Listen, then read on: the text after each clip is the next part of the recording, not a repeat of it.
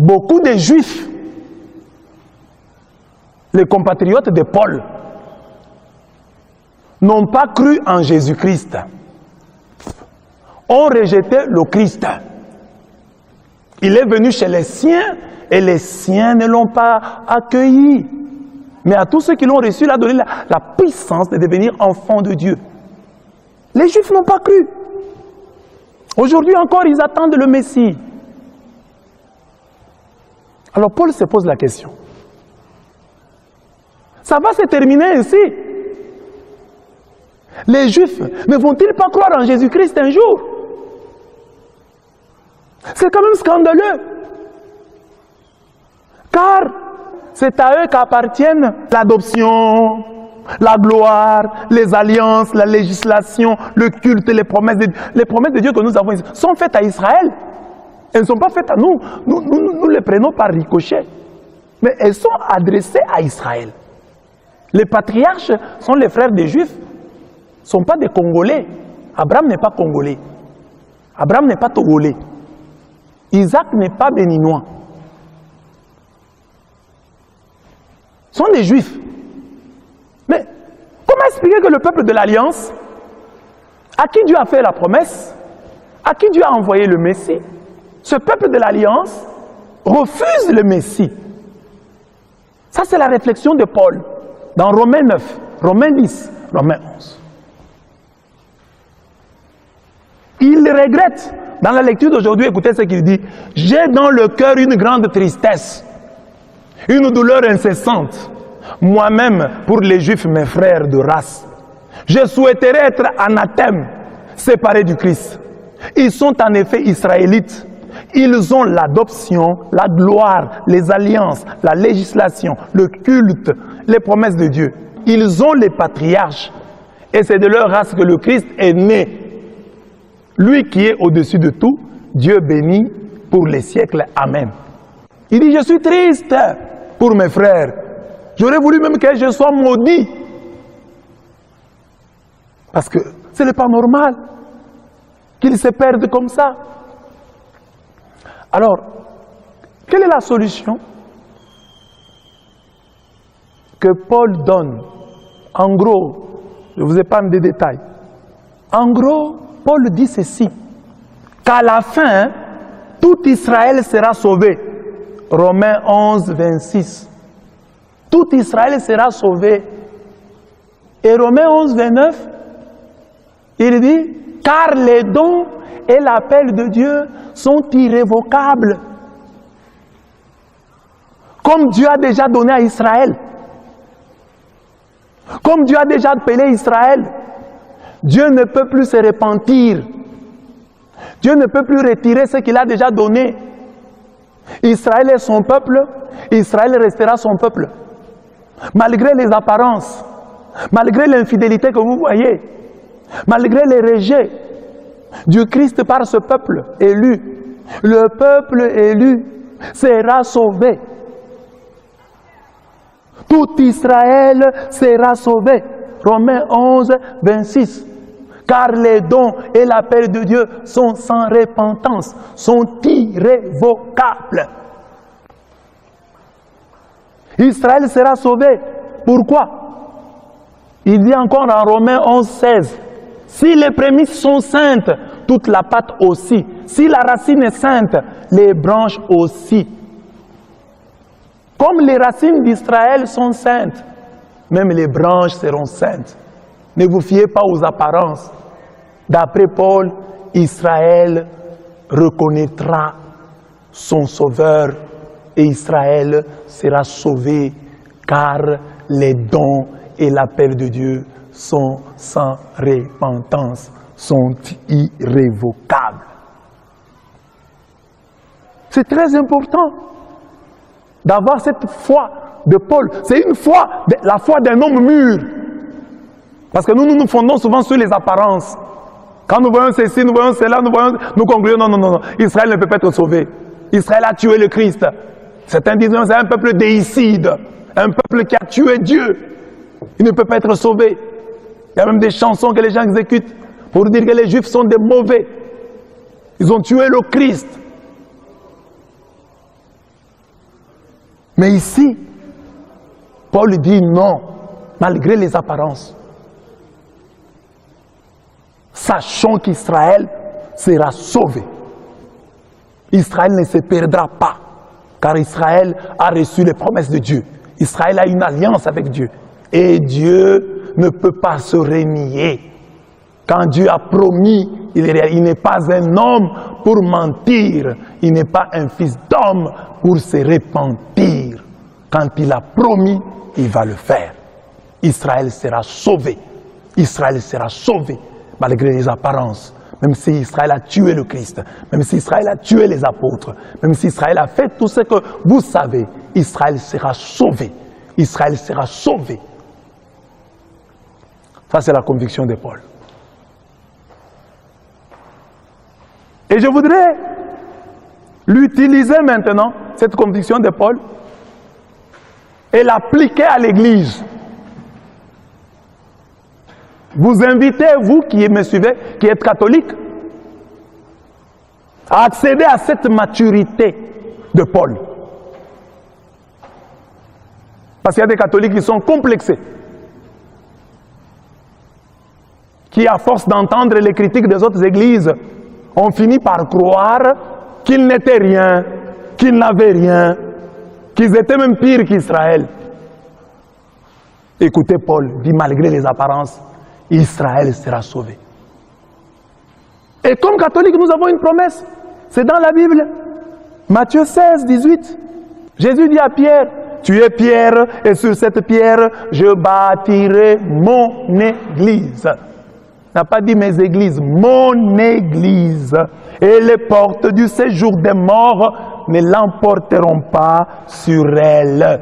Matthieu 16, 18. L'église est donc préservée. C'est pourquoi on dit que l'église est infaillible, préservée. Son sauveur l'a préservée de la force, de l'influence du monde des ténèbres. Dieu a parlé. Matthieu 16, 18. Les portes du séjour des morts ne l'emporteront pas sur l'Église. L'Église tiendra. L'Église subsistera. L'Église ne tombera pas. Parce qu'il y a beaucoup de gens qui disent, oh, l'Église catholique, c'était l'Église du Christ. Maintenant, elle est tombée. Comment l'Église du Christ peut-elle tomber alors qu'il y a une promesse ici qui dit l'Église ne tombera pas. Matthieu 16, 18, tu es Pierre et sur cette pierre je bâtirai mon Église. Mon Église. Mon Église. Pas mes églises, mon Église.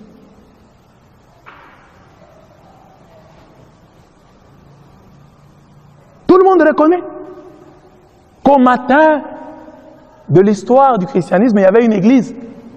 Et cette église, c'est l'église catholique. William Branham, qui est un des grands pourfendeurs de l'église catholique, le dit lui-même dans « Pourquoi suis-je contre les religions organisées ?» paragraphe 171. Il dit que c'est l'église catholique qui a commencé au jour de la Pentecôte. Dans un autre enseignement intitulé « 3e Exode », page 22, il répète la même vérité. Alors, si l'Église catholique est la première, et si les dons et l'appel de Dieu sont sans repentance, l'Église catholique est aussi la dernière Église du Christ, la première et la dernière. Dieu ne peut pas divorcer de son Église. Lui qui nous prêche l'indissolubilité du mariage. Lui qui nous dit, j'ai la répudiation. Il n'aime pas la répudiation. Il nous dit que le diable ne vaincra pas l'Église. Parce que lui-même nous dit, je suis avec vous tous les jours jusqu'à la fin des temps. Matthieu 28, 20. Jésus est avec nous tous les jours jusqu'à la fin des temps. Alors Jésus avec nous, comment le diable peut-il venir prendre l'église de Jésus? Et là, les catholiques sont tombés dans le panneau. Oh, vous étiez l'église du Christ. Maintenant, le diable est venu entrer. Comment le diable peut entrer? Le Christ est là. Le Christ est là. Le diable ne peut rien. Ah, c'est vrai. Quelqu'un peut dire, mais le diable est entré en voyant les péchés des catholiques, les péchés des prêtres, des évêques, des cardinaux. Oh, mais Israël, c'est la foi de Paul. Il dit, malgré les apparences, bien que Israël a rejeté le Christ, Israël sera sauvé. Au nom des prémices, au nom de la racine. Comme la racine est sainte, les branches aussi. Alors l'Église catholique a des racines saintes. C'est l'Église de Jésus-Christ. Et en tant qu'Église de Jésus-Christ, les portes du séjour des morts, les forces du mal ne peuvent rien contre l'Église. Et la promesse là vaut pour l'Église. Ils te feront la guerre, mais ils ne te vaincront pas. C'est ainsi que vous voyez, depuis des années, depuis des siècles, tout celui qui crée une église s'attaque à l'église catholique, s'attaque aux prêtres, s'attaque aux chrétiens catholiques, s'attaque à la foi catholique. Mais malgré cela, cette foi tient bon. 2000 ans après, plus de 2000 ans après, l'église tient bon. Regardez, je suis là en train de vous parler de l'église catholique. L'église universelle, l'église de Jésus-Christ, qui subsiste dans l'église catholique, malgré les calomnies de toutes sortes. Est-ce qu'il y a-t-il au monde une église qui a été autant calomniée comme l'église catholique? Autant de calomnies, autant de mensonges, mais cette église tient bon, car c'est une œuvre divine. C'est l'œuvre d'autrui de Dieu. Et Dieu veille sur son œuvre. Dieu veille sur le grain. Dieu ne peut pas accepter que son Église puisse sombrer. Dieu garde, Dieu veille sur son Église. C'est très important de le répéter. Parce que si quelqu'un dit « l'Église est tombée », il fait de Dieu un menteur. Parce que Dieu a dit, les portes du séjour des morts ne l'emporteront pas sur l'Église. Ou bien nous suivons ce que Jésus dit, ou bien nous suivons ce que toi tu nous dis. Jésus a dit, l'Église ne tombera pas. Et toi tu viens nous dire, oh l'Église est tombée. Oh l'Église catholique est tombée au concile de Nicée. L'Église est tombée sur base de quel principe? Parce que l'Église d'abord c'est le corps du Christ. Alors si tu dis que l'Église est tombée, le corps du Christ est tombé, comment le corps du Christ peut-il tomber? Le corps du Christ ne peut pas tomber.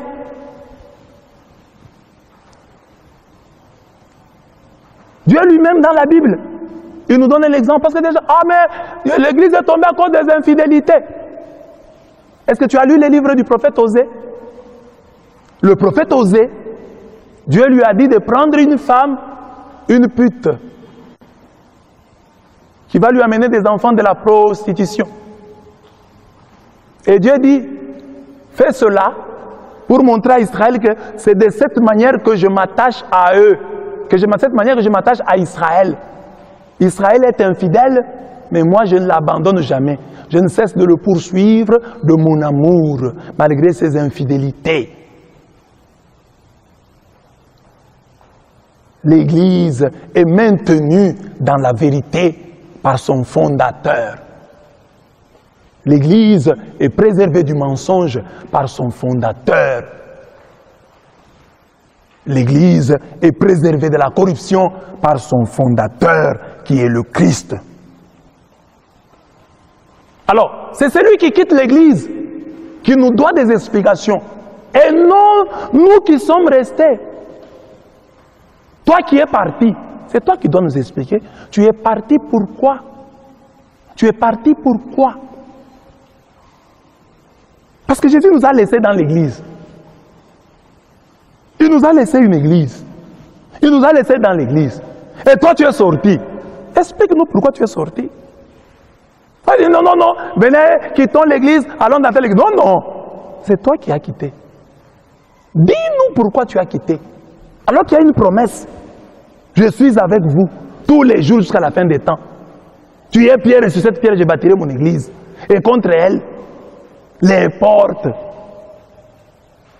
du séjour des morts ne l'emporteront pas. Et écoutez ce texte que j'aime beaucoup. 2 Jean 2, 18 à 19. On dit ceci. Mes enfants, nous sommes à la dernière heure. Nous sommes à la dernière heure. Vous avez entendu qu'un antichrist doit se présenter. On vous a dit qu'il y aura un antichrist. Et déjà, nous avons beaucoup d'antichrists. D'où nous concluons que c'est déjà la dernière heure. Le nombre d'antichrists qu'il y a dans le monde nous prouve que nous sommes à la dernière heure. Alors, d'où viennent ces antichrists? Il dit, ces gens-là sont sortis d'entre nous, mais ils n'étaient pas des nôtres. Ah bon? Les antichrists sont sortis d'entre nous. Ah bon? Sont sortis d'entre nous. Nous sommes catholiques. Nous sommes sortis d'où? Ou ce sont les autres qui sont sortis de nous? Sont sortis d'entre nous. Ce sont ceux qui sont sortis qui doivent nous expliquer pourquoi ils sont sortis. La Bible les appelle ici les antichrists. Parce que comment tu peux aimer le Christ sans aimer son corps qui est l'Église? Tu as quitté son corps. Tu as méprisé son corps. Ces gens sont sortis d'entre nous, mais ils n'étaient pas des nôtres. Ils n'étaient pas des nôtres. S'ils étaient des nôtres, ils seraient restés avec nous. Pourquoi ils sont partis? Ils ne sont pas des nôtres. Ils sont sortis de chez nous. Ils sont des antichrists. Mais s'ils étaient nôtres, ils resteraient avec nous. Mais s'ils sont partis, c'est parce qu'ils sont antichrists. Ils combattent le Christ. Ils combattent le Christ. Du coup, il est devenu clair que tous ne sont pas nôtres. Ils sont sortis de chez nous. Et parfois, il y a des catholiques qui sont complexés. Parce qu'il a rencontré quelqu'un de l'église de l'éveil, il lui a dit ceci, il lui a dit cela, le catholique c'est complexe. Non! Ne te complexe pas. Toi, tu es dans la parole. Toi, tu es dans la promesse. Tu es dans l'église. Et l'église, c'est le corps du Christ. Et vous voyez, les églises de l'éveil ont réussi à nous complexer, à séparer le Christ de l'église. Et vous trouvez même des catholiques qui disent ça. Moi, je suis chrétien, mais bon, j'ai pris partout où on cite le Christ. Non! Christ est inséparable de son église. Christ tête. Et nous, nous sommes ses membres. Vous ne pouvez pas séparer la tête des membres.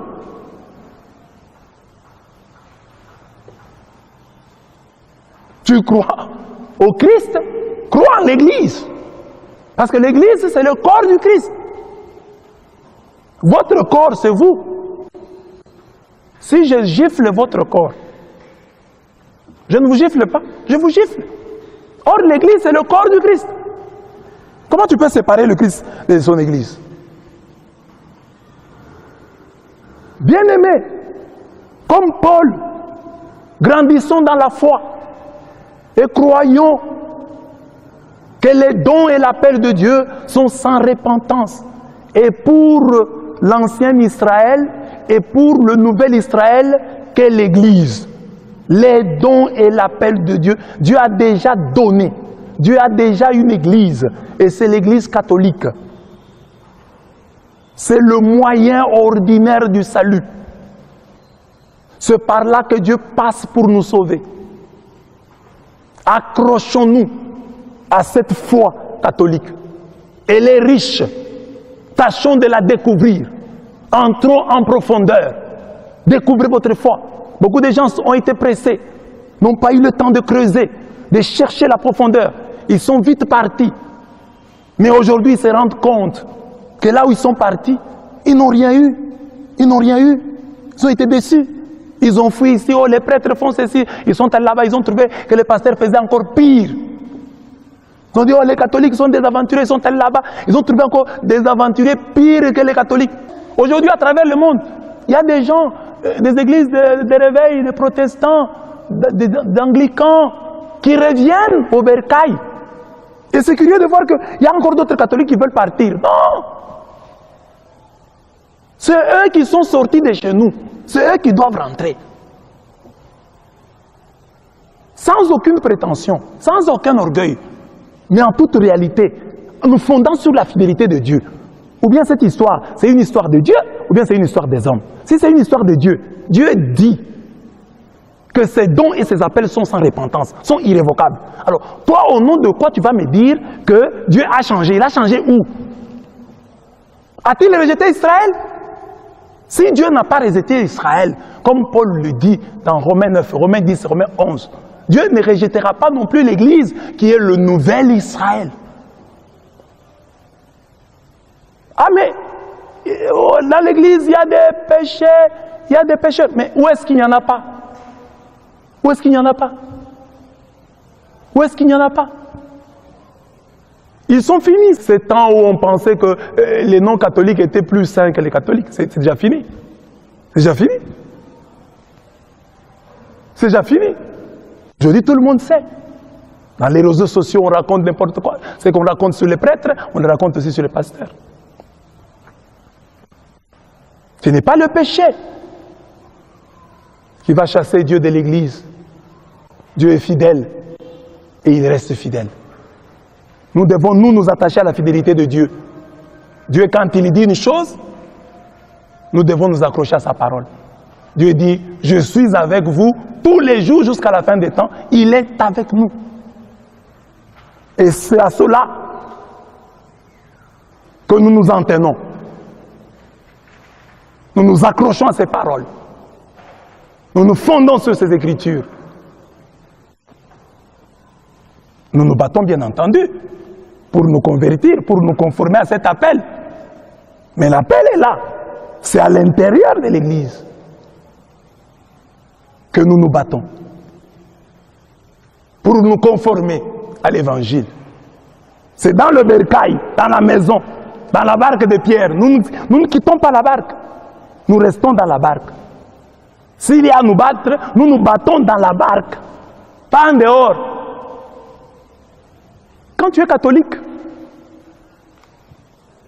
il y a 3 choses qui peuvent fermer la bouche à tes détracteurs, à ceux qui sont des ennemis de ta foi. La première chose, c'est la connaissance. Si tu es catholique et tu as la connaissance, celui qui s'approche de toi pour te séduire, il trouve que tu as de la connaissance, il aura de la réserve. Il va trouver que tu connais plus que lui. Il va se taire. Il te donne une écriture, tu lui en donnes 2, tu lui en donnes 3. Il va se taire. Le diable est allé vers Jésus avec « il est écrit ». Jésus a dit « il est aussi écrit ». Et le diable a été vaincu par la parole. Alors catholique, tu dois connaître la parole, tu dois approfondir, tu dois l'intérioriser. Deuxième niveau, pour fermer la bouche à tes détracteurs, c'est ta vie de sainteté. Si tu es catholique, mais tu es mondain, tu aimes la boisson, tu aimes la vie facile, tu vis dans l'impudicité, tu vis dans le mensonge, mais tout le monde sait que tu vis mal. Et tous ceux qui savent que tu vis mal viendront te parler de leur église, chercheront à te séduire, à t'amener, parce que tu as des problèmes. Mais si les efforts de sanctification sont manifestes dans ta vie, mais celui qui va venir, il aura des problèmes. Il va venir te dire quoi? Parce qu'il voit que parfois même tu fournis beaucoup d'efforts de sanctification plus que lui. Il va se taire, il va te respecter. Beaucoup de catholiques sont attaqués par les gens des églises de l'évêque quand ils constatent que ce catholique-là est un mondain, un homme versé dans la boisson, un homme versé dans l'impudicité, dans le mal, dans le vol, dans toutes les antivaleurs. Alors les gens vont profiter. Ils vont venir vers toi pour te séduire.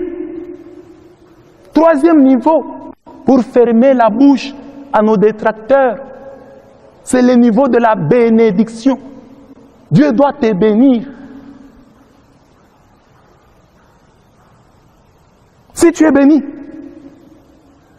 tu as ton travail, tu as ta bonne santé, tu as ton mariage, tu as tes voyages. Bon, c'est difficile que l'autre vienne pour chercher à te séduire. Parce qu'il va te dire quoi? Parce que souvent, il profite de nos misères. Oh mon frère, tu vois, tu es toujours malade, viens dans notre église, on va prier pour toi. Mais toi, tu as une bonne santé.